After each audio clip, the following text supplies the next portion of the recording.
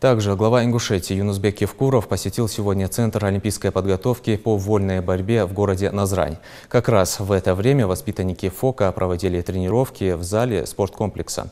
Министр по физической культуре и спорту региона Дауд Алхазуров проинформировал главу субъекта о том, что юные борцы регулярно побеждают на различных республиканских и международных соревнованиях. А совсем недавно на базе физкультурно-оздоровительного комплекса был создан спортивный клуб «Чингиз», куда вошли ведущие спортсмены нашей республики. В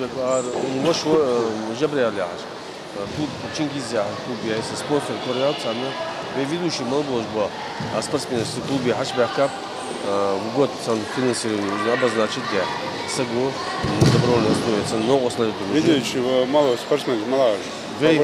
По вольной борьбе, да? Да. А туда все. Да, все. Осмотрев спортзал, в котором занимаются ребята, глава региона поручил привлечь в спортивную школу профессионального тренера по вольной борьбе, заключив с ним контракт на 1 год. Глава республики к нам, конечно, заезжает часто. Мы очень рады, что он к нам приезжает и смотрит, как у нас дела, что нужно, что не хватает. И даже сегодня он спрашивал, какие проблемы, что у вас здесь, как у вас, я ему все доложил.